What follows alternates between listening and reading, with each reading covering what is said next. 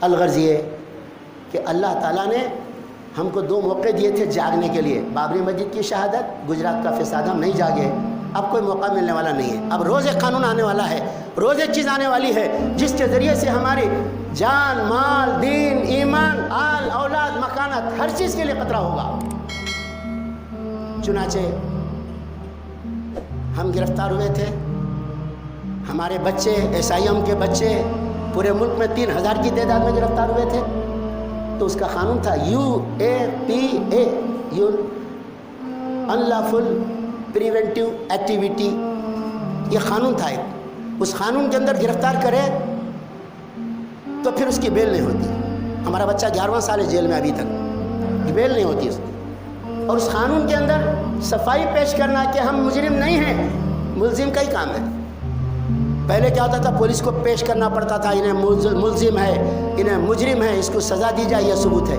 ثبوت پیش کرنا اب ملزم کا کام ہے کہ صاحب میں کچھ بھی نہیں ہوں. یہ کہاں سے پیش کر سکتا جیل میں رہ کے آدمی؟ لیکن اس قانون کے اندر اتنی تھوڑی سی ایک لچک تھی کہ SP، DSP، ACP کے بڑے عہدیداروں کی دستخط سے اریسٹ ہوتے تھے.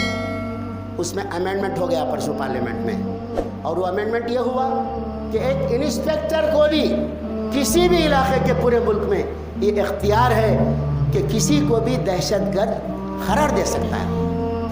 میرے کو دہشت گرد قرار دے سکتے ہو، میرے پاس کوئی بم نہیں ہے، بم بنانا بھی نہیں آتا میرے کو، مگر دہشت گرد قرار دے سکتے ہیں. دہشت گرد قرار دے کر گرفتار کر سکتے ہیں، گرفتار کر کے بینک کا اکاؤنٹ سیز کر سکتے ہیں، گھر کو سیز کر سکتے ہیں. اتنے اختیارات ایک ایک انسپیکٹر کو مل گئے مسلمان کے خلاف. کوئی چیز بچی ہوئی نہیں ہے. ایسے حالات میں مسلمان پورے ملک کے سانپ سونگا ہوا ہے. کمیونسٹاں جاگ رہے ہیں، سکھاں جاگ رہے ہیں. دلتوں کی ایک مندر دلی کے قریب توڑی گئی. دلت ہر مندر میں نہیں جا سکتے، انہوں نے اپنی ایک مندر بنا لی، وہ نام یاد نہیں میرے کو. اس مندر کو جو ہے سپریم کورٹ کے آرڈر سے روڈ سے ہٹانے کے لیے توڑ دیا گیا. دلت سڑکوں پہ آ گئے. دلت کون؟ نچلی ذات کے لوگ جن کو RSS نے کہا خدا کے پیروں سے تم بنے، نیچے رہنا تم. ہم خدا کے سر سے بنے، بم بنے، ہم اوپر رہیں گے. وہ لوگ میدان میں آ گئے. ایک مندر ٹوٹی تو مرہم پورے ملک میں اتنا تماشا ہو رہا ہے، اتنا ظلم ہو رہا ہے، لیکن ہم لوگ نکلنے تیار نہیں ہیں، آنے تیار نہیں ہیں، کچھ بولنے تیار نہیں ہیں. ہونا کیا چاہیے تھا؟ اللہ تعالیٰ نے ایسا انتظام بہترین کیا جمعے کا ہمارے لیے کہ کوئی واقعہ ہوا اس کے بعد جمعہ آیا، پورے ملک کے لوگ مسجدوں سے نکل کے روڈ پہ ٹھہر جاتے، کچھ نہیں کرتے، خاموش ٹھہر جاتے، کوئی نعرہ بھی نہیں لگاتے. آ کے پوچھتا کیا مطالبہ ہے تو بولتے کہ یہ مطالبہ ہمارا. پورے مطالبے فلفل ہو جاتے تھے. مگر اس کے لیے جرت، اس کے لیے ہمت، اس کے لیے لاٹھی کا خوف دل سے نکلنا، اس کے لیے جیل کی پریشانی سے گھبرانا نہیں گھبرانا، اس کے لیے گرفتاری سے نہیں گھبرانا، یہ حوصلہ ہونا اصل چیزیں نہیں ہمارے پاس. ہمت، حوصلہ، شجاعت، استقامت، مستقل مزاجی سے کوئی کام کرنا، برائی کو، ظلم کو دیکھے تو خاموش نہیں بیٹھ کے بے چین ہو جانا. ہماری تو آنکھوں کی نیند اڑ جانا چاہیے. ہمارے تو کھانا سامنے رہے تو کھانا نہیں کھایا جانا چاہیے تھا. ٹوٹ پڑ رہے دعوتوں میں ہم اس حالت میں بھی. بھائیوں، یہ جو بے حسی ہے ہماری، یہ بے حسی بے دینی کی وجہ سے ہے. پہلا جرم ہمارا بے دینی ہے. ہم نے دین کو نماز، روزہ، حج، زکوٰۃ، عمرے پہ عمرہ سمجھا. ہم نے دین اتنا ہی نہیں ہے، یہ دین کے پلرز ہیں. نماز، روزہ، حج، زکوٰۃ پلرز ہے. خالی پلر کو کوئی مکان نہیں بولتے، اس کے اوپر چھت ہوتی ہے، منزل پہ منزل ہوتی ہے، دروازے، کھڑکیاں، روشن دان اور مختلف کمروں پہ کمرے، منزل پہ منزل. اسلام ایک پوری عمارت کا نام ہے جس میں عقیدہ ہے، عبادات ہے، معاملات ہے، اخلاق ہے، معیشت ہے، معاشرت ہے، تعلیم ہے، ریاست ہے، سیاست ہے، ساری چیزیں شامل ہیں. وہ جملہ بن کے دین ہوتا ہے اور اللہ کا حکم ہے ادخلوا فی السلم کافہ، پورے کے پورے اسلام میں داخل ہو جاؤ. لیکن ہم پورے اسلام پہ نہ چلنا چاہتے، نہ داخل ہونا چاہتے. یہ بے دینی پہلی چیز ہے. بے دینی کے بعد عدم اتحاد دوسری چیز ہے. جبکہ اللہ نے 5 نمازوں میں محلے کے لوگوں کو ایک جگہ جمع ہونے کا حکم دیا. جمعے کی نماز میں چھوٹی مسجدوں کو بند کر کے جامع مسجد میں جمع ہونے کا حکم دیا. عبادت جیسی 4 رکعت کو 2 رکعت میں مختصر کر دیا تاکہ 2 رکعت کے بجائے خطبہ ہو جس میں حالات حاضرہ میں اسلام کی رہنمائی لوگوں کو دی جائے، اس پر عمل پر آمادہ کیا جائے. साल में 2 मरतबा पूरे शहर के लोगों को निकल कर एक जगह जमा कर ईदगाह में जमा होने का हुक्म दिया। ऐसा कि एक रास्ते से जाएं, दूसरे रास्ते से आएँ, औरतों को भी ले जाएं, हत्ता कि जो अय्याम में औरतें रहती नमाज नहीं पढ़ सकती, दुआ में शिरकत के लिए उनको भी ले जाया जाए। मुसलमानों की शौकत का इजहार हो, मुजाहरा हो। जिस दीन ने आलम के तमाम लोगों को साल में 1 मरतबा, ज़िंदगी में 1 मरतबा हज के लिए जमा होने का हुक्म दिया, इतना इत्तेहाद पैदा करने का इतने वसाइल दिए अल्लाह ताला ने, मगर हमारे अंदर इत्तेहाद नहीं। तीसरी चीज़ इस्तिकामत, हौसला, जिस चीज़ को हम कहते हैं वो हमारे अंदर नहीं है। दुनिया के दूसरे लोग 75 साल से ज़्यादा, लगभग 100 साल से RSS मुस्तकिल मिजाजी से काम कर रही, तो नतीजे में पार्लियामेंट में पहुँच गए वो लोग। वरना पहले गलियों में शिशु मंदिर में छोटे बच्चों को पढ़ाते थे, गलियों में किसी मैदान के अंदर लाठी चलाना सिखाते थे, लोग देख के बोलते क्या कर लेते इसे। आज वो लोग 3 नस्लें उनके हाथ में आ गई, और तीसरी नस्ल जो पीढ़ी है पुलिस में, मिलिट्री में, पार्लियामेंट में, वो अदालतों में, हर जगह वो मौजूद हैं और नाको चाने चबाना चाहते हैं। ऐसे में अल्लाह ताला ने जो मंसूबा दिया है वो मंसूबा मुख्तसर आपके सामने रखता हूँ मैं।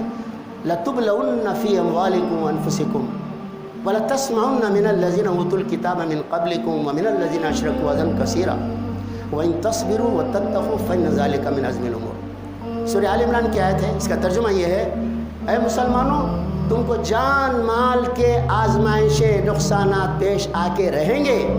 अहले किताब से और मुशरिकों से बहुत सी तकलीफ दे बातें और तकलीफ़ तुमको सहनी पड़ेगी, मगर इन हालात में इन तस्बिरू, अगर डटे रहो दीन पर, मुकम्मल दीन पर जमे रहो, इन तस्बिरू, दीन की कोई चीज़ छोड़ने के लिए तैयार ना हो। जान छोड़ सकते हैं, दीन नहीं छोड़ सकते। ऐसी हालत का नाम है सब्र। अगर तुम जचे रहो, डटे रहो सब्र के साथ, व तत्तकू, शरीयत पे चलते रहो। अल्लाह का तक़वा शरीयत पे चलने का नाम है। किसी हालत में शरीयत को नहीं छोड़ेंगे, ना फैशन इख्तियार करेंगे, ना रस्म और रिवाज इख्तियार करेंगे, ना काफिरों के मुतालिबे को इख्तियार करेंगे, सिर्फ अल्लाह की शरीयत को इख्तियार करेंगे।